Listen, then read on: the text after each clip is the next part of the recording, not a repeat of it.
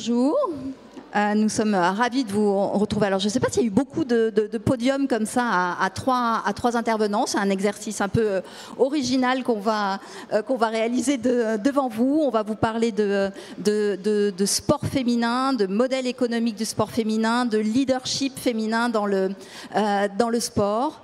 Et on va commencer peut-être tout d'abord par vous exposer nos convictions. Et je vais me retourner vers toi, Nathalie. Tes convictions en matière de leadership féminin. Je vais peut-être te laisser te présenter et expliquer ce que tu as fait pendant tant d'années pour le foot. Oui, bonjour à toutes et à tous. Merci Magali, merci Vincent. Je suis très heureuse d'être avec vous aujourd'hui.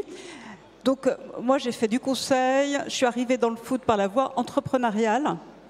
Je suis allée jusqu'à la présidence de la Ligue de foot professionnelle et j'ai décidé de ne pas rester dans le sport. Donc c'est ça qui peut être intéressant aujourd'hui alors qu'on est dans le sport.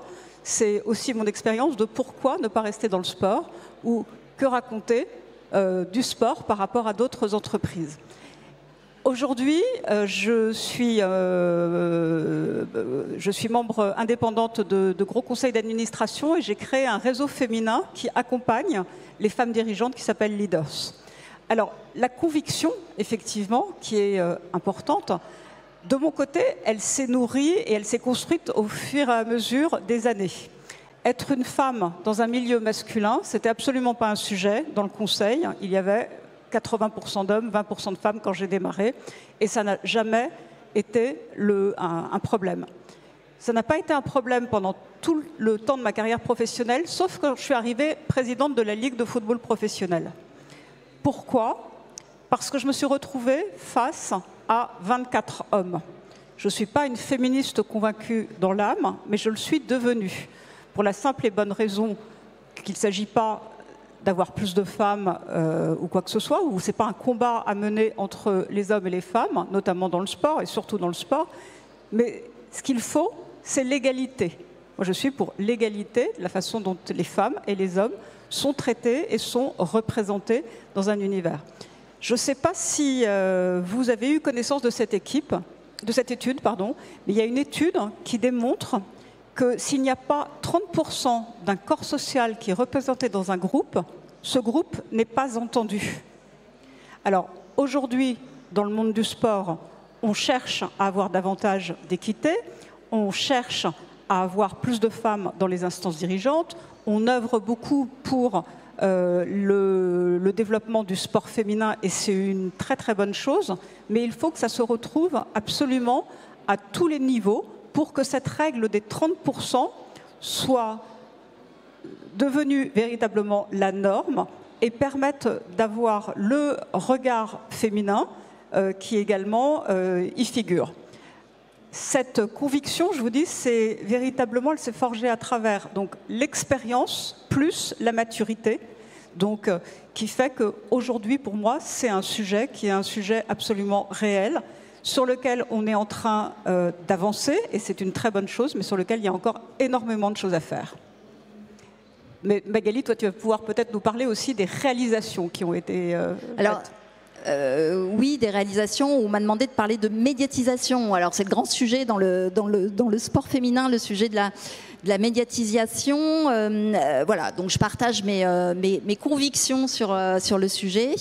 On a quand même quelques chiffres sur les audiences du sport féminin qu'on a en mémoire, des 10 millions dépassés en Coupe du Monde de football en 2019 en France, le match France-USA. Il n'y a pas très longtemps, plus récemment aux Jeux Olympiques, la finale en basket des Françaises contre les Américaines qui était, je crois, à près de 8 millions.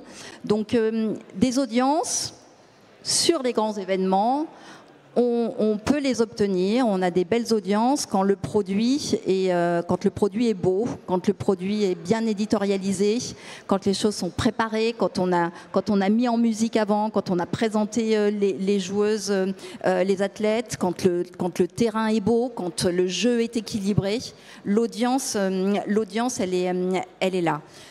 Mais elle est différente. On sait que l'audience du sport féminin est quand même toujours majoritairement masculines, et il y a un vrai enjeu, et ça c'est une vraie conviction pour moi, c'est d'aller chercher les femmes. C'est les audiences des femmes qui nous manquent et qu'il faut absolument développer si on veut développer l'audience du sport féminin. Et les femmes, effectivement, on va aller les chercher avec d'autres types de contenus, avec d'autres types de sujets, sur d'autres types de canaux, pour les amener au sport féminin. Ça, c'était ma conviction sur le sujet de la médiatisation, qui est souvent le premier truc que l'on met en avant, ou le premier frein dont on parle quand on parle de sport féminin. Et après, la deuxième conviction, c'est qu'il me semble qu'en ce moment, il y a quand même un mouvement, et on verra le cas concret de l'OL Lyon, mais avec tout le monde qui est, j'allais dire, qui est en marche sur le sujet, parce que certes les médias, on leur demande de mieux médiatiser le sport féminin, mais il faut pour cela que le produit soit beau, donc que les détenteurs de droits, et c'est là que je ferai une passe décisive à Vincent, il faut que le produit soit beau, et puis si le produit est beau aussi, s'il est médiatisé, les partenaires seront là, et c'est vrai qu'on trouve que ça avance pas assez vite, mais il faut quand même dire qu'on a quand même l'Arkema Première Ligue, la Ligue Butagaz Énergie, la Saforel Wonder League, la Boulangère, voilà, dans le basket. Donc les choses avancent, effectivement, si toutes les parties prenantes se mettent autour de la table. Et donc c'est ce que je disais, passe à Vincent, parce que c'est hyper intéressant de t'avoir aujourd'hui avec ce que vous venez de réaliser, l'OL Lyon, un modèle particulier, et donc je te laisse nous en parler. Merci. Je rejoins ce que vous venez d'évoquer. Vous avez commencé à parler de conviction. La base du projet OL Lyon, c'est en effet une conviction que si on met les mêmes conditions pour le sport féminin, le football féminin, ou des jeunes filles qui veulent devenir professionnelles que pour des jeunes garçons, eh ben, elles y arriveront de la même manière. C'est aussi simple que ça. Donc la base de notre projet, c'est ça. Ça veut dire, en termes de structure, d'infrastructure, il faut donner le même environnement. Donc on a commencé avec un staff, qui est un staff comme les équipes masculines peuvent avoir, ce qui favorise la performance sportive, mais aussi, si on parle plus de business, c'est la qualité du produit, c'est ce que tu évoquais. Et là, on est passé à la deuxième phase, sur le fait d'avoir notre propre identité, tout en respectant notre passé, parce qu'il est très important. Et donc on a un nom, OL Lyon, c'est pas à l'américaine, c'est qu'il y en a un nom qui nous représente, on a le lien avec l'OL. Nos joueuses sont des Lyonnes, sont des femmes, ce sont des athlètes féminines. Lyon écrit avec un Y pour faire référence à la ville de Lyon, mais c'est aussi une marque qui est différente, avec un logo plus moderne, une lionne et non un lion, en gardant nos couleurs. Voilà, donc c'est développer notre propre identité.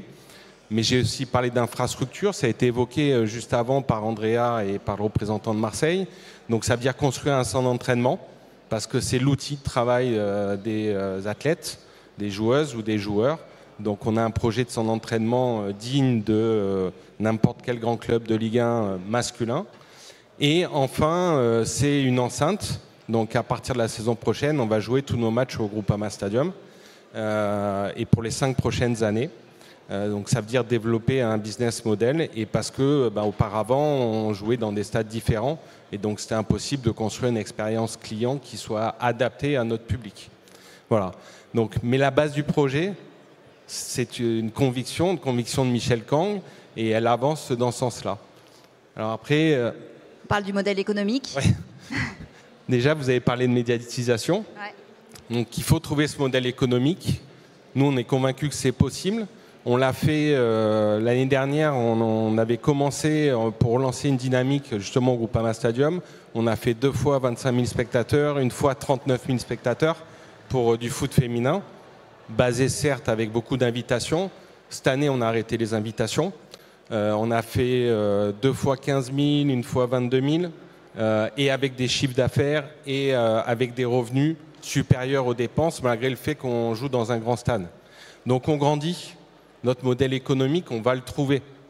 Tu as dit ça prend un peu de temps, en effet, peut-être un peu trop de temps, Mais il faut, et le fait la saison prochaine de jouer tous nos matchs au Groupama, on va pouvoir communiquer sur un seul stade, construire cette expérience client.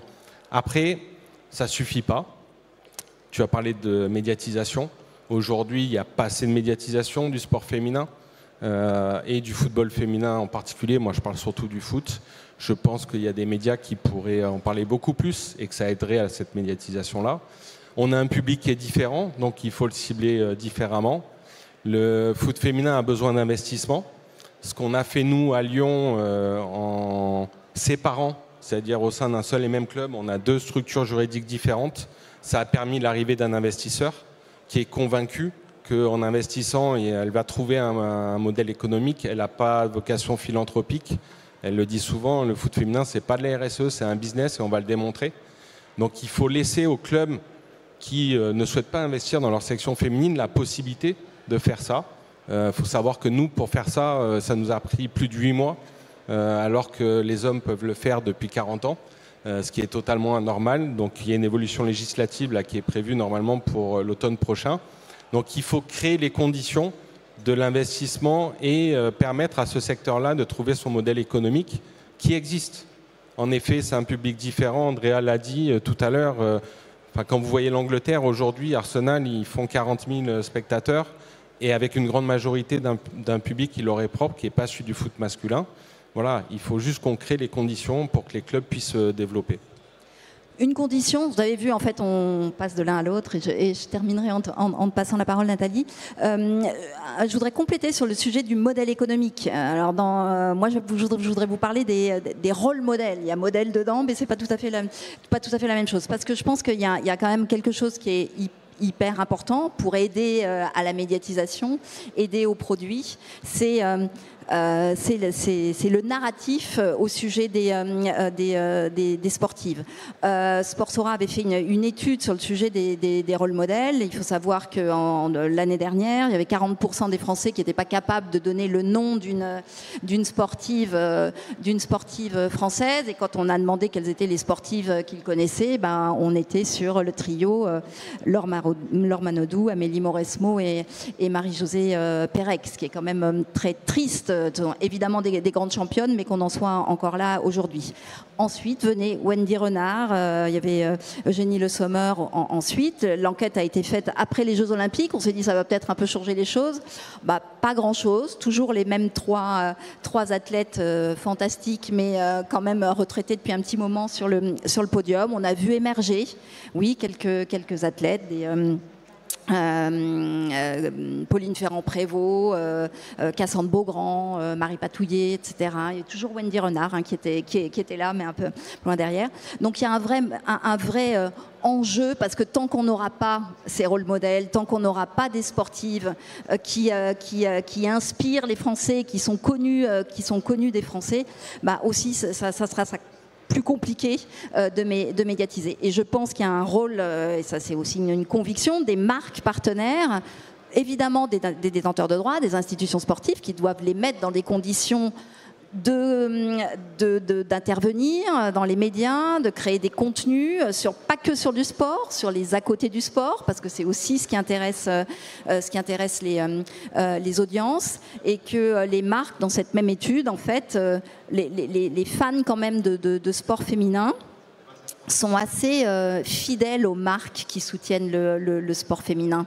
Ils estiment que les marques qui soutiennent le sport féminin, elles ont un capital sympathie dans 80% des cas, elles sont intéressantes dans 50% des cas, et elles donnent envie d'acheter les produits dans pratiquement 40% des cas. Et c'est encore plus fort chez les jeunes, parce qu'on pouvait se demander, et voilà, donc c'est des publics qui sont intéressants à capter. Voilà, je voulais juste faire ce petit point sur les rôles modèles et sur, je pense, le rôle que les marques ont à jouer pour créer du narratif. Et là, on est quand même l'année 2025 qui est l'année du sport féminin, avec de très très grands événements sportifs internationaux féminins. La Coupe d'Europe de basket vient de commencer. On va voir la Coupe du monde de rugby, l'Euro de foot, la Coupe du monde ou les championnats du monde de handball. Donc bien. Souvent, on les met en valeur, ces athlètes, au moment de ces grands événements sportifs, mais il y a tout ce qui est l'entre-deux et le narratif et le discours